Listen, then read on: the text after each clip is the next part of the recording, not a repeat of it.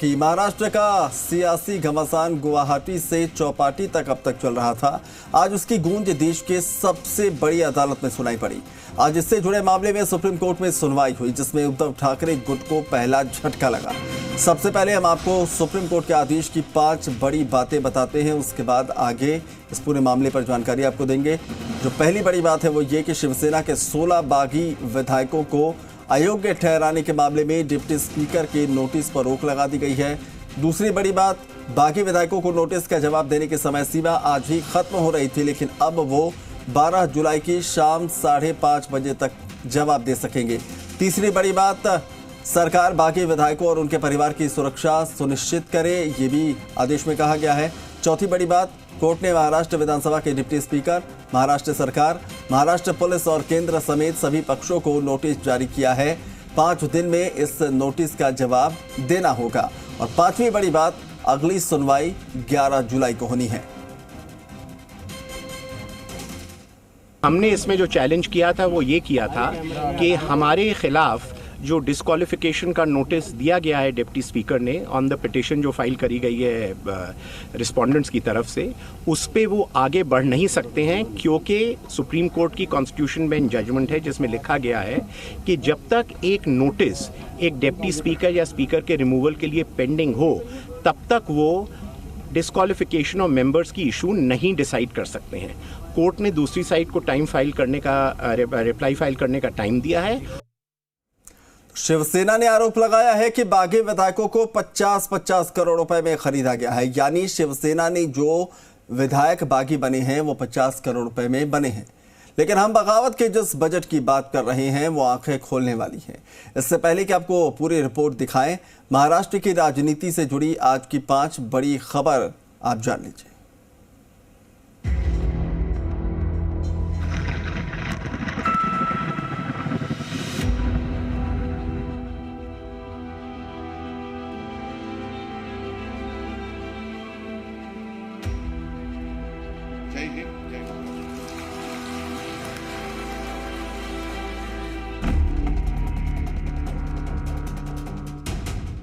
एक, 2, 3, 4, 5, 6, 7, 8, 9, 10।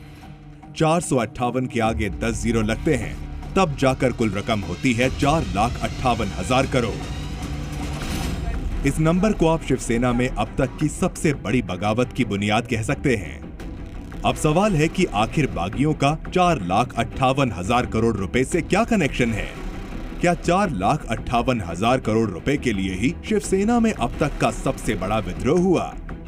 अब इन सभी सवालों का जवाब जानने के लिए आपको महाराष्ट्र के पूर्व मुख्यमंत्री देवेंद्र फडणवीस का बयान सुनना चाहिए। या 5,48,777 कोटीपैकी राष्ट्रवादी काँग्रेसला किती मिळाले? त्यांच्या खात्यांना 3,14,820 म्हणजे 57%। काँग्रेसच्या खात्यांना किती आहेत? 1,44,193 कोटी म्हणजे 26%। आणि परब साहेब, आपल्या शिवसेनेची काय परिस्थिती बघा, 90,181 कोटी म्हणजे 16%। देवेंद्र फडणवीस ने यह बयान महाराष्ट्र के सदन में इसी साल 14 मार्च को दिया था, यानी महाराष्ट्र के बजट पेश होने के ठीक 3 दिन बाद। फडणवीस ने बजट पर जवाबी भाषण के जरिए शिवसेना के विधायकों की दुखती रग दबा दी। उन्होंने कहा कि अघाड़ी सरकार के 5,48,777 करोड़ रुपए के बजट से 3,14,820 करोड़ रुपए उन विभागों को मिले जो एनसीपी के पास है। 1,44,193 करोड़ रुपए उन विभागों को मिले जो कांग्रेस के पास हैं, और शिवसेना के पास जो विभाग, जो मंत्रालय हैं, उन सबको मिलाकर कितने रुपए मिले? सिर्फ 90,181 करोड़ रुपए। अगर प्रतिशत निकाला जाए तो एनसीपी को बजट की 57% राशि मिली, कांग्रेस को 26% और शिवसेना को सिर्फ 16% राशि मिली। यानी देवेंद्र फडणवीस ने शिवसेना के विधायकों को बजट के बंटवारे का हिसाब जिस तरह से समझाया, उसके बाद उन्हें भी लगने लगा कि शिवसेना का मुख्यमंत्री होते हुए भी शिवसैनिक विधायकों से ज्यादती हो रही है। या 5,48,777 कोटीपैकी राष्ट्रवादी काँग्रेसला किती मिळाले त्यांच्या खात्यांना 3,14,820 म्हणजे 57%. काँग्रेसच्या खात्यांना किती आहेत 1,44,193 कोटी म्हणजे 26%. आणि परब साहेब आपल्या शिवसेनेची काय परिस्थिती बघा 90,181 कोटी म्हणजे 16%. एक तरफ एनसीपी और कांग्रेस को मिलाकर सरकार में उनके विभागों को 4,58,000 करोड़ रुपए मिले और दूसरी ओर शिवसेना के विभागों को सिर्फ 90,000 करोड़ रुपए।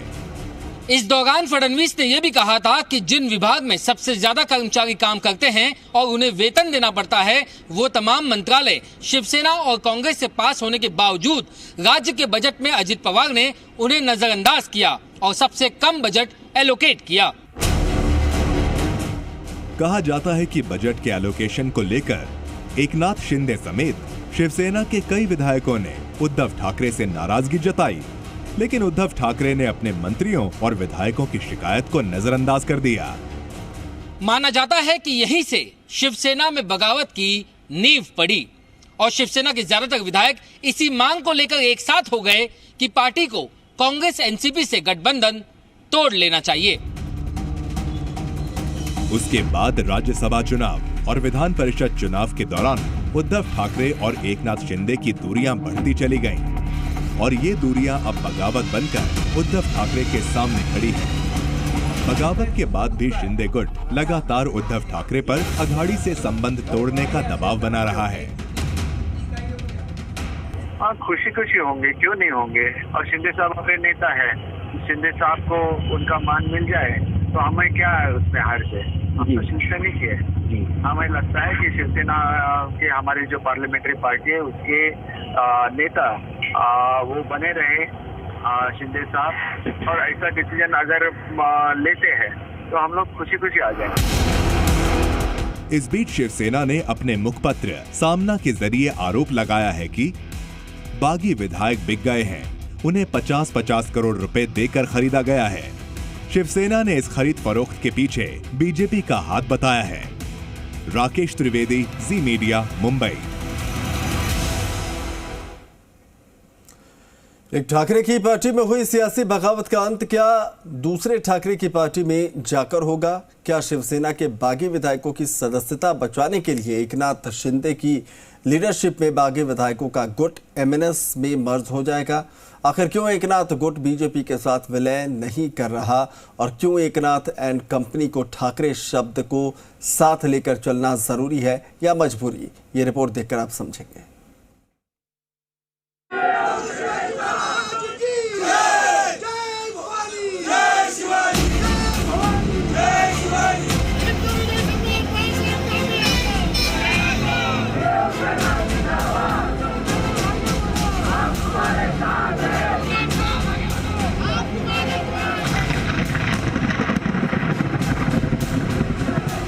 एक हफ्ते गुजर चुके हैं, लेकिन महाराष्ट्र का सियासी संकट जस का तस है।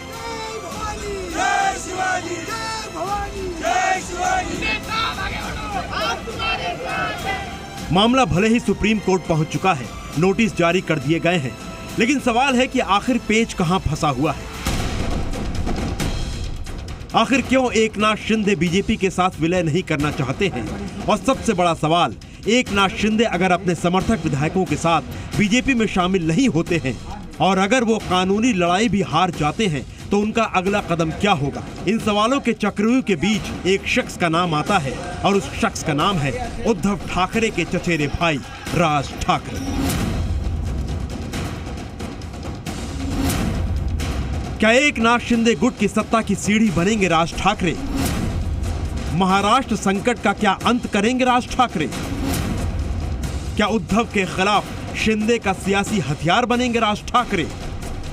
ये सवाल इसलिए क्योंकि एकनाथ शिंदे ने बीजेपी के बजाय राज ठाकरे की महाराष्ट्र नवनिर्माण सेना में शामिल होने की संभावना तलाशनी शुरू कर दी है। सूत्रों के मुताबिक एकनाथ शिंदे ने राज ठाकरे को कई बार फोन किए। एकनाथ शिंदे राज ठाकरे को भी अपने साथ शामिल करना चाहते हैं। यही नहीं, इसी मुद्दे पर सोमवार को राज ठाकरे के घर पर भी बैठक हुई। अब सवाल उठता है कि राज ठाकरे ही क्यों?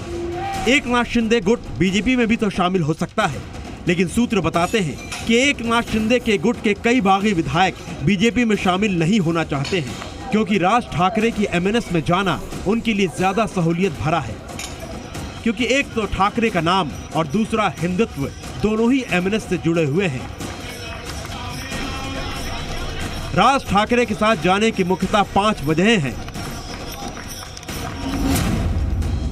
वजह नंबर 1, ठाकरे परिवार की विरासत।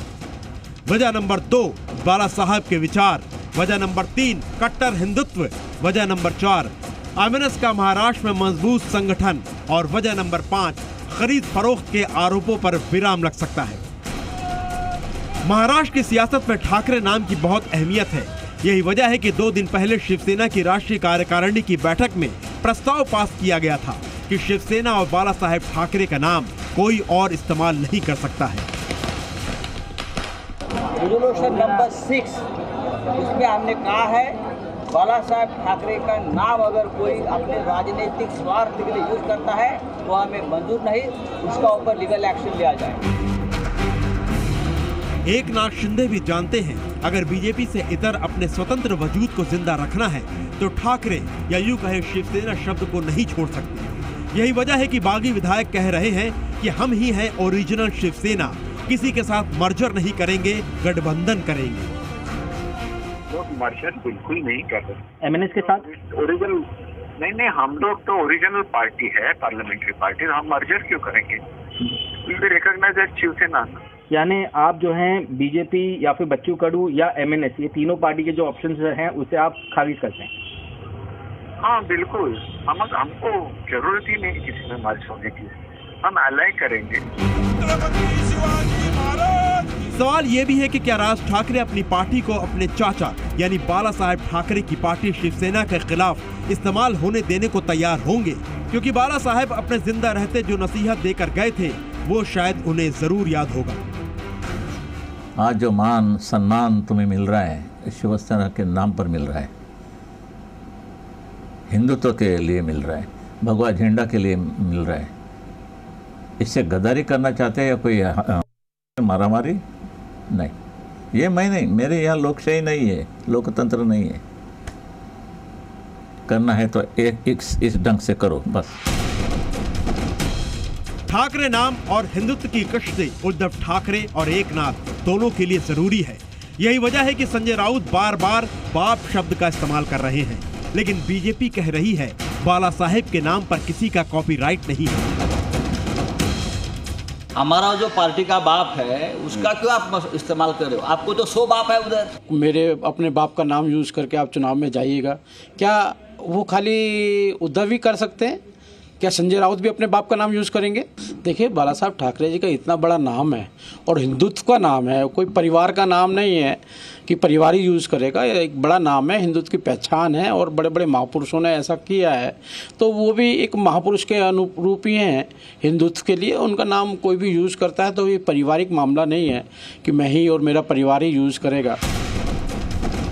अगर एकनाथ शिंदे राज ठाकरे की पार्टी में विलय करते हैं तो बीजेपी के साथ गठबंधन करके आसानी से सरकार बना सकते हैं, लेकिन बीजेपी को राज ठाकरे पर भी भरोसा कम ही है। राज ठाकरे के तेवरों को संभालने में बीजेपी को मुश्किल हो सकती है, लेकिन राजनीति में सब कुछ मुमकिन है। इंतजार कीजिए। ब्यूरो रिपोर्ट, जी मीडिया। चलिए देश हमारा में यहाँ रुक रहे एक छोटे से ब्रेक के लिए, लौटेंगे कुछ और खबरों।